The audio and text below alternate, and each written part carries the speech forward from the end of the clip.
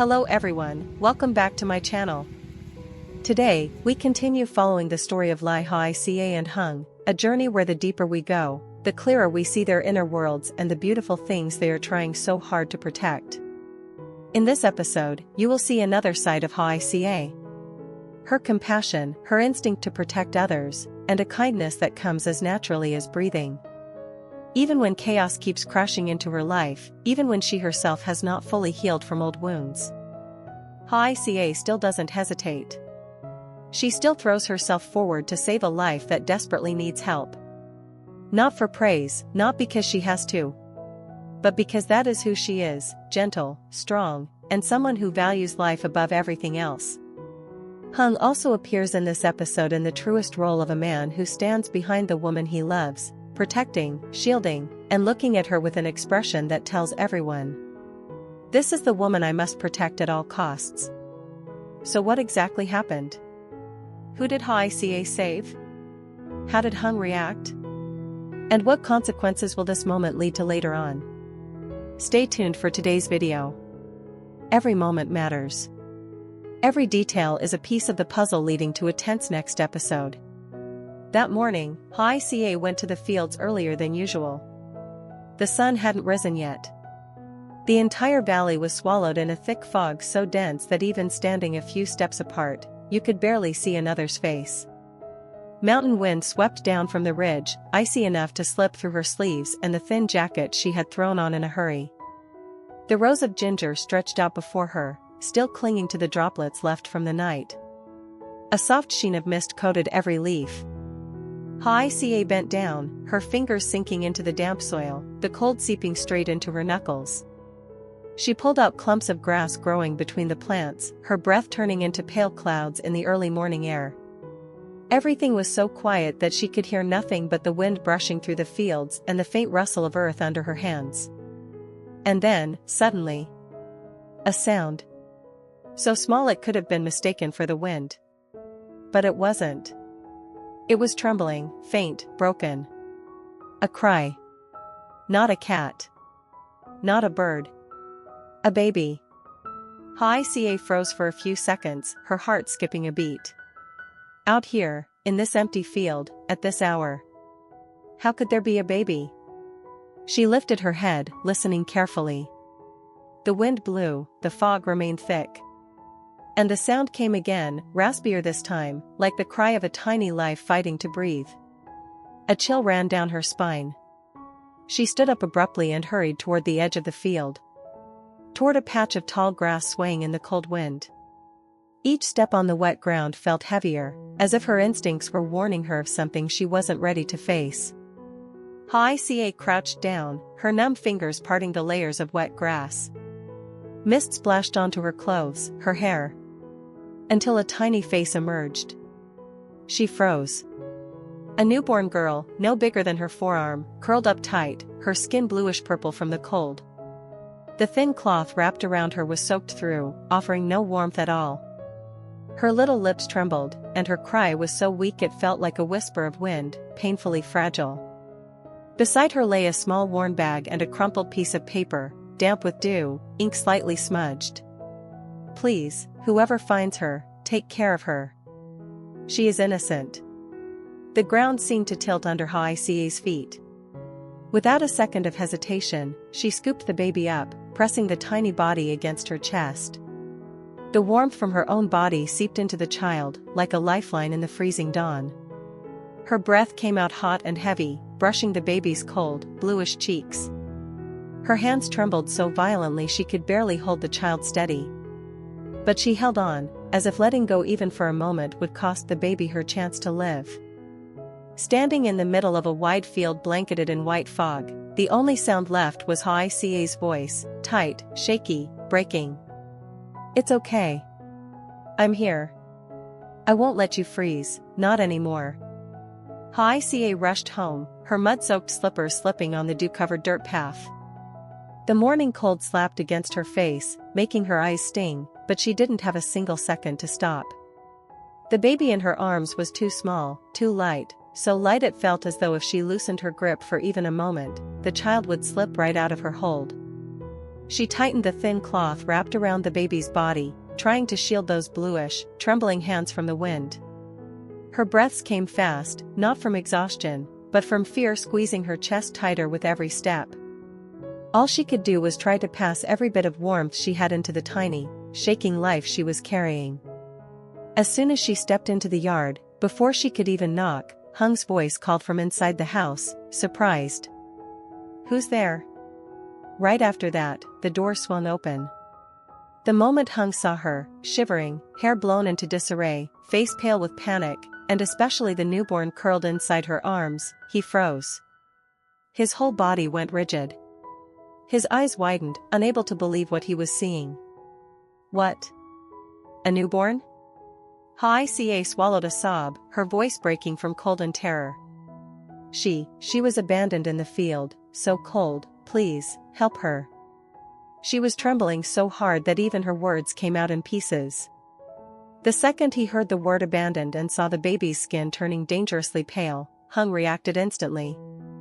In a single breath, he stepped forward, standing right beside her, gently but decisively taking the baby into his arms. His hands trembled, just a little, but his eyes were fierce with determination. He pulled the baby close to his chest as if he were holding the most fragile treasure in the world, then immediately took off his jacket to wrap the child in.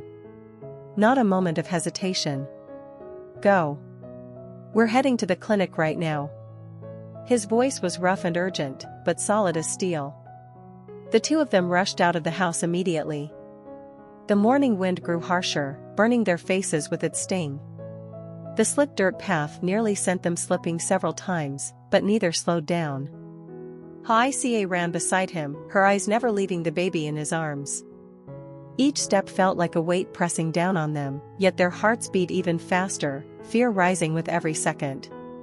There was only one thought in their minds. Don't let the baby stay cold any longer. When they reached the village clinic, the doctor and nurses ran out at once. Hung placed the baby directly into their hands, his eyes stretched tight like a fraying string. Hoài almost burst into tears the moment the child was laid onto a heated bed. The two stood outside the room, shoulder to shoulder, their breathing still uneven. Hoài clutched Hung's hand, and he didn't let go either. Both stood in silence, too afraid to ask, too afraid to speak, just waiting for the doctor to emerge. When they were finally reassured that the baby was temporarily stable, they did what they needed to do. They reported everything to the local authorities and repeated the entire incident in detail. And then, time began to pass. 3 days. 3 painfully slow days where every hour felt endless. The clinic doors opened and closed, people came and went, patients changed shifts, but that door never once opened for someone looking for the child. No phone call. No relatives. No message. No clue. The crumpled note found beside the baby was the only proof she had ever had a mother. And the most heartbreaking part. When night came, Hoài sat beside the bed, the warm yellow light casting shadows across her worried face. The tiny baby in her arms finally slept more peacefully, her breathing steadier, her small hands no longer trembling like the moment she was found in the field. Hoài leaned down, gently touching the baby's forehead. Such a fragile life, and just recalling that morning made her heart ache all over again. 3 days, and no one had come. Inside the small room, there was only the baby's quiet breathing. And Hoài warm embrace, as if she feared that letting go would send the child back into the merciless cold of that dawn. Hoài cared for the baby with absolute gentleness.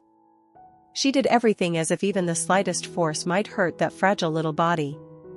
She prepared the milk slowly, watching the temperature with precision.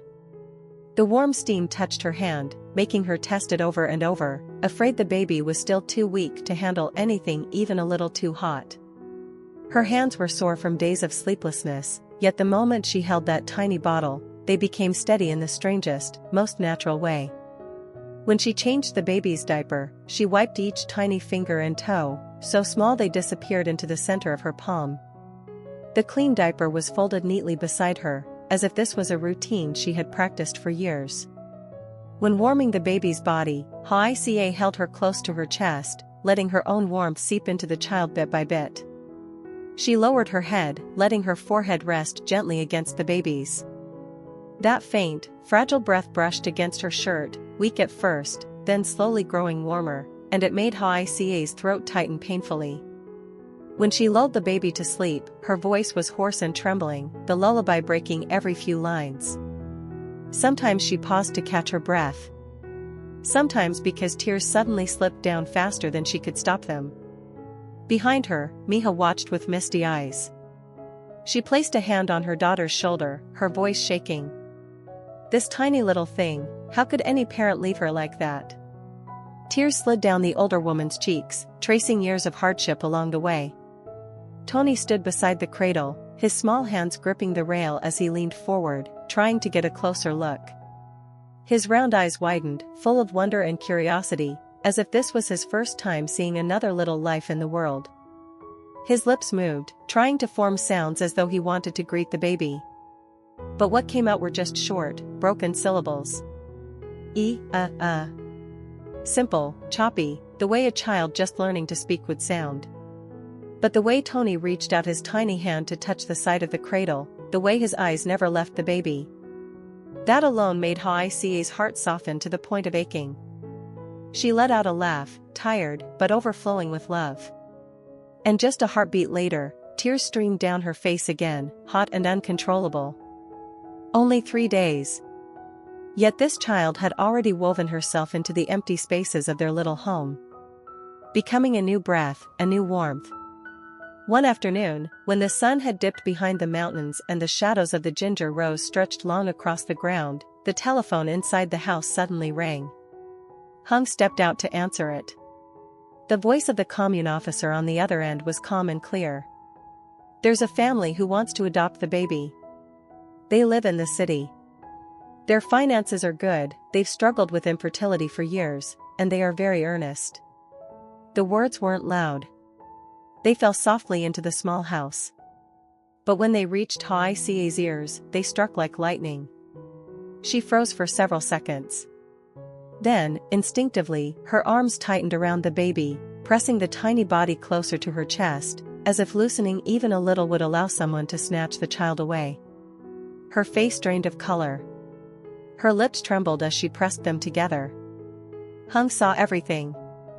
He stepped closer, gently placing a hand on her shoulder, a small gesture, but filled with understanding. His voice was low and soft. Hoài Ca. I know you love her deeply. I know how hard these 3 days have been for you. But, the baby has a heart condition. That family, they can afford treatment.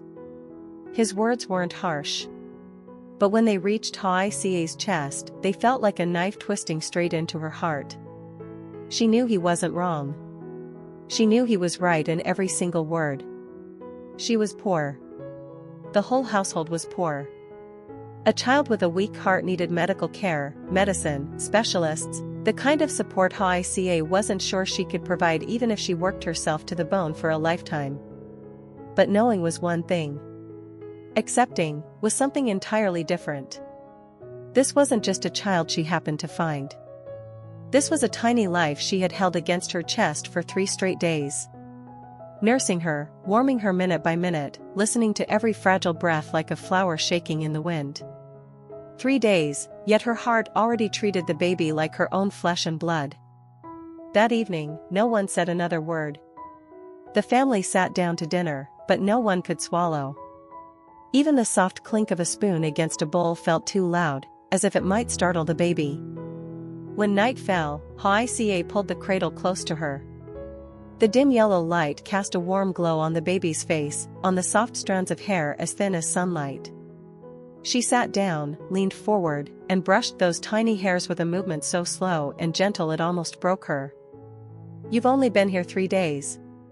So why does it feel like years, my little one? Her voice shook like wind slipping through cracks. Every word she spoke dropped another tear onto the thin blanket. The baby slept soundly, but her little hand instinctively curled around Hoài Ca's finger, gripping it tightly, as if afraid someone might take her away. That tiny grip. Weak, small, but strong enough to crush Hoài Ca's heart. Her chest ached to the point of breathlessness. Ached from love. Ached from helplessness. Ached from knowing that by tomorrow morning, she might have to loosen the very fingers holding onto her so tightly. The quiet room held only the baby's soft breaths.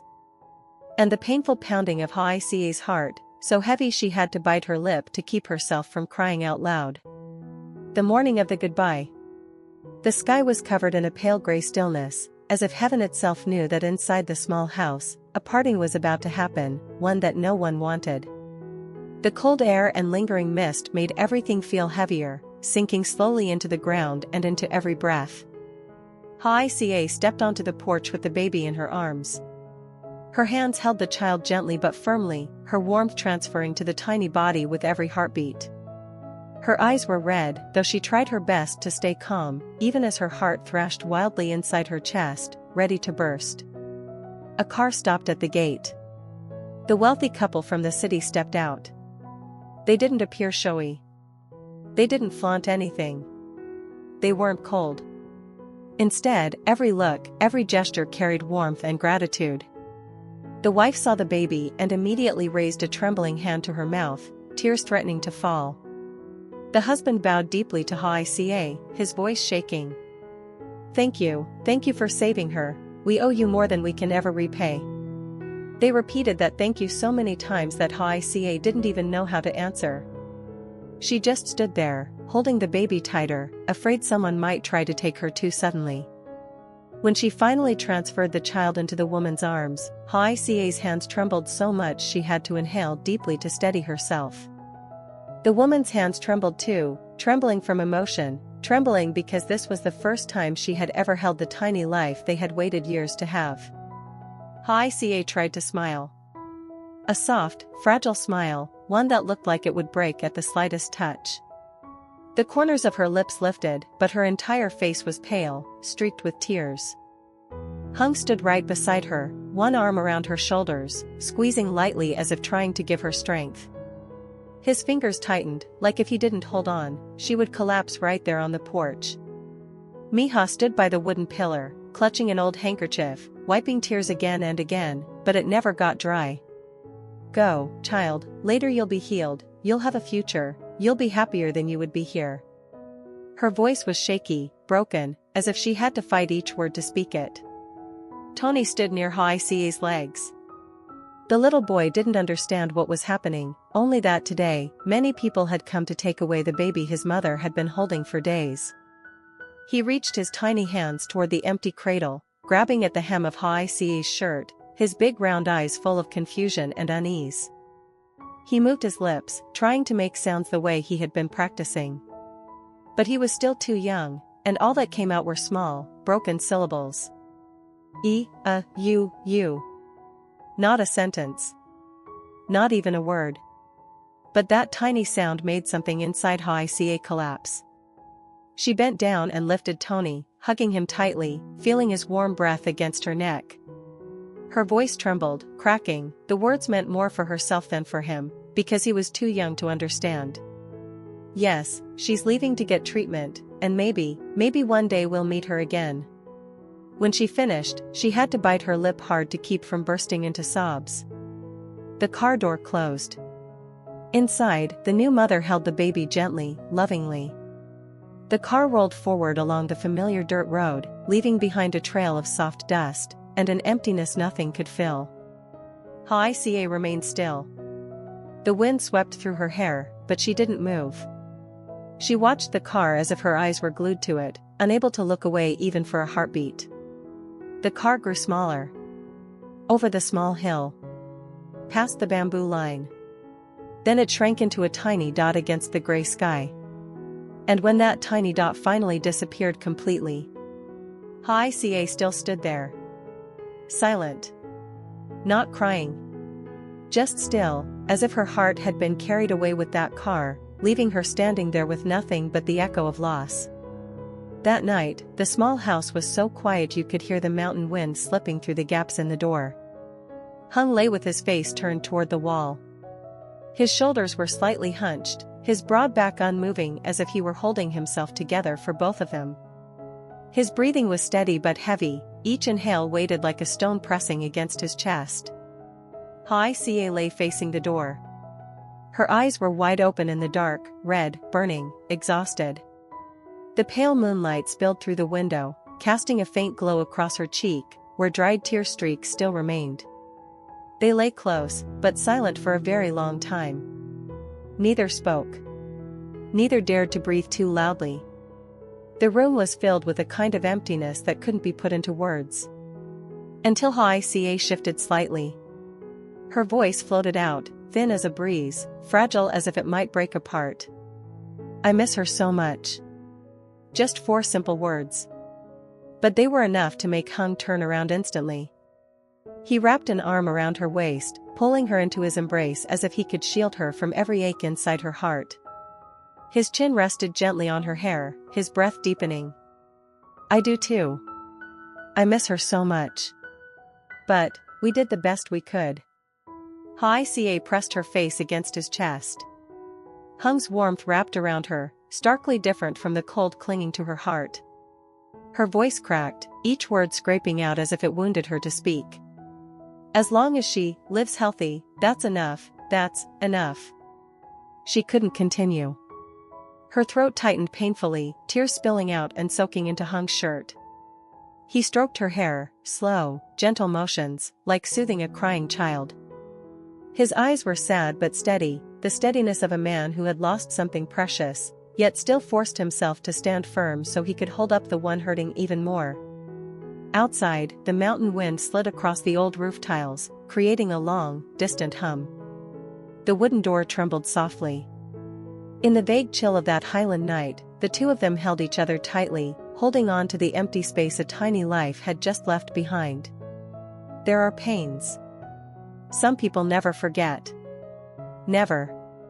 You only learn to let them rest inside your heart, lighter, softer. Like a healed wound that never fully disappears. That night ended in silence. No crying, no sobbing, just 2 people holding each other tightly in the dark room, clinging to one another as if trying to keep the last bit of warmth left after a heartbreaking farewell. Outside, the mountain wind kept blowing, carrying the cold, and all the unspoken things left hanging in the air. Tomorrow, life would have to continue. The ginger fields would still be waiting, the days would still move forward, but the empty space the baby left behind would remain, quiet, lingering, tender, and aching in a way no words could describe. And from that very emptiness, a new story was already beginning to form. In the next episode, what unexpected event will come to Hoài Ca and Hung? Will they truly overcome this pain? Or does fate still have another trial waiting for them? See you in the next episode. Don't miss it, every episode marks a turning point in their journey. Xin chào tất cả mọi người đã quay trở lại với kênh của mình. Hôm nay thì mình đang tiếp tục làm video. Hôm nay thì mình sẽ đưa đến với mọi người video về câu chuyện tình yêu quản lý Hoài Ca nha mọi người.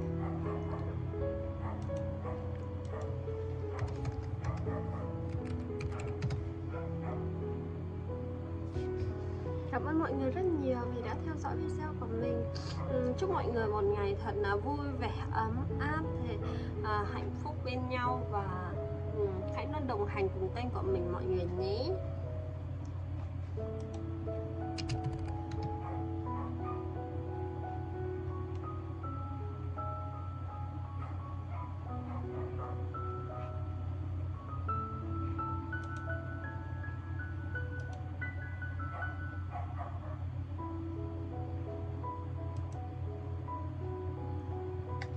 Cảm ơn mọi người, chào tạm biệt mọi người.